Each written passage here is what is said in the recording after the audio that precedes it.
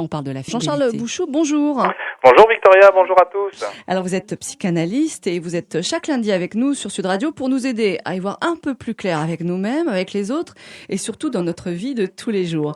Aujourd'hui, nous allons parler, de la fidélité. Oui. Qu'est-ce que la fidélité ? Et déjà, oui, savoir à qui est-ce qu'on doit être fidèle.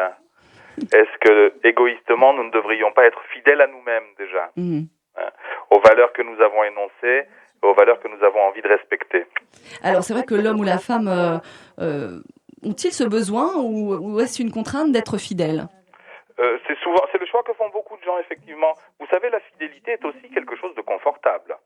Ça nous permet d'avoir confiance dans l'autre, et puis peut-être aussi on parle de la fidélité en amour, là, je pense. Et puis aussi de pouvoir porter notre énergie vers d'autres choses, parce qu'il n'y a pas que cela non plus dans la vie. Alors c'est vrai que dans le règne animal, pour venir toujours à nos racines, c'est quand même la pratique de l'amour libre qui l'emporte, à part quelques espèces fidèles au même conjoint. Oui. Dans tous les cas, la fidélité est-elle un comportement naturel ? La fidélité, vous l'avez dit, est un comportement naturel dans beaucoup de cas, plus qu'on ne le pense. Et la fidélité au groupe aussi, parce qu'on peut faire partie de la même meute ou du même troupeau, et à ce moment-là, effectivement, choisir des conjoints différents. Alors vous n'hésitez pas à vous poser toutes vos questions à notre psychanalyste 0826 300 300 ou plutôt par SMS su d'un espace votre message, vous l'envoyez au 71 200. Alors moi j'aimerais savoir quelque chose, Jean-Charles Bouchot, ces promesses de fidélité, est-ce qu'elles reposeraient plutôt sur un autre mythe amoureux, celui du grand amour ? Oui, puis oui aussi. À ce moment-là, il est évident de toute façon que lorsqu'on a rencontré le grand amour, on n'a pas envie d'être infidèle. La question ne se pose pas. Quand la question commence à se poser, il faudrait se demander pourquoi est-ce qu'on en arrive à se poser cette question. Qu'est-ce qu'on ne trouve pas à la maison qu'on trouverait ailleurs ? Ah ça c'est une grande question qu'on se pose à peu près tous les jours. Michel de Narbonne, tout de suite par SMS, suite d'un espace, votre message, vous l'envoyez au 71 200.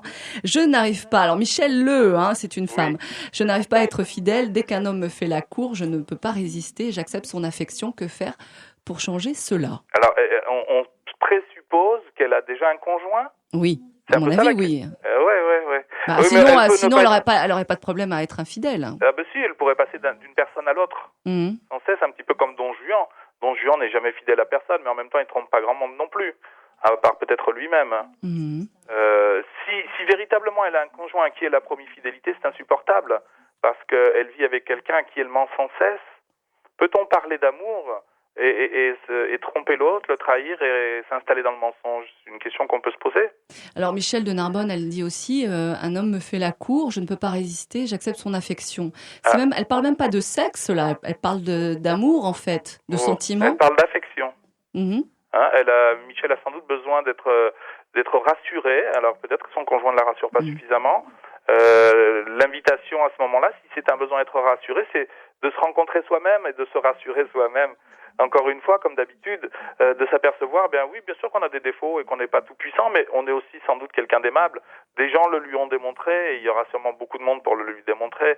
Elle rentre dans une course qui semble incessante et ce sera bien pour elle à un moment donné d'en sortir, parce que aussi si elle nous appelle, c'est que ça doit lui poser problème. Pascal de Toulouse, d'où vient l'infidélité ? C'est un rejet de sa moitié ou c'est un appétit sans mesure d'aventure ? Ça peut être les deux. Ça peut être un état intermédiaire. À un moment donné, on sent qu'une relation est terminée et on va commencer à aller chercher ailleurs pour voir ce qui s'y passe. Ça peut être aussi un appétit sans mesure, comme tout le monde vient de le dire, un besoin d'être rassuré. Moi, je crois qu'on peut être aussi fidèle dans l'infidélité, c'est-à-dire, parce que j'ai un exemple précis en tête, d'un couple qui ont passé 25 ans ensemble, et puis au bout de 25 ans, ils étaient plus devenus des amis, des frères et sœurs, disait-il d'ailleurs. Et à un moment donné, ils ont décidé, ils ont dit, on a le droit, on peut aller voir ailleurs. Ils sont restés ensemble, et ils se sont autorisés des aventures par ailleurs. Moi, j'y vois pas grande infidélité. Ce qui me dérange plus que l'infidélité, c'est le mensonge, en fait. La trahison. Oui, parce qu'ils étaient d'accord, les deux. Il y en a un qui n'aurait pas été d'accord, ça serait mal fini, je pense. Mais ils se seraient séparés. Amour et infidélité sont-ils compatibles ? Je ne crois pas. Certains libertins disent que oui. Certains libertins disent que oui, mais à ce moment-là, il faut qu'ils soient libertins l'un comme l'autre. C'est ce que l'on vient de dire. Qu'ils partagent les mêmes valeurs. À ce moment-là, il n'y a pas de tromperie, il n'y a pas de trahison. On est d'accord. Et il semble que oui, des gens aient besoin d'avoir un port d'attache, une certitude, quelque chose qui sera récurrent, qui reviendra tout le temps, et puis ensuite, un petit peu comme Ulysse, aller d'île en île, voyager. Après tout, Pénélope l'avait accepté, la vie d'Ulysse. Oui, enfin bon, il y a eu quand même quelques où il n'a pas pu revenir tout de suite aussi. Il y a eu les sirènes, etc. Mais il a été quand même assez fidèle, cet homme à Pénélope. Je crois pas. Bon. Je crois pas du tout.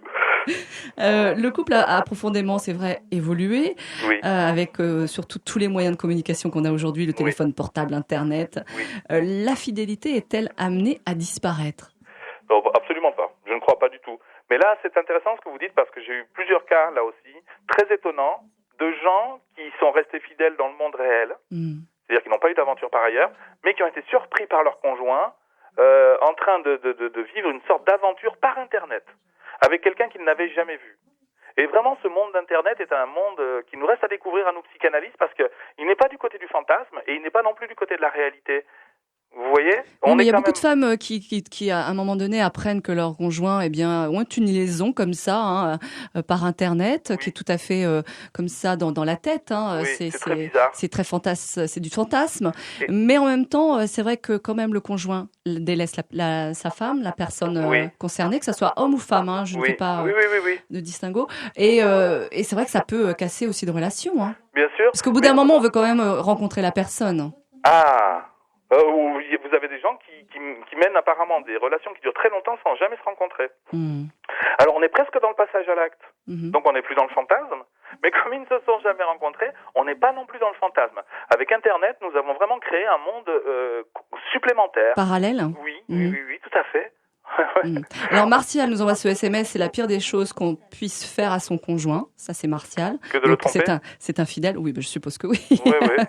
Il y a une maman qui est un peu inquiète, Anne de Brive-la-Gaillarde. Mon fils a 26 ans, il a une petite copine, il n'arrête pas d'aller voir ailleurs. Comment puis-je l'aider à se stabiliser ? Mais ça ne la regarde pas. Déjà.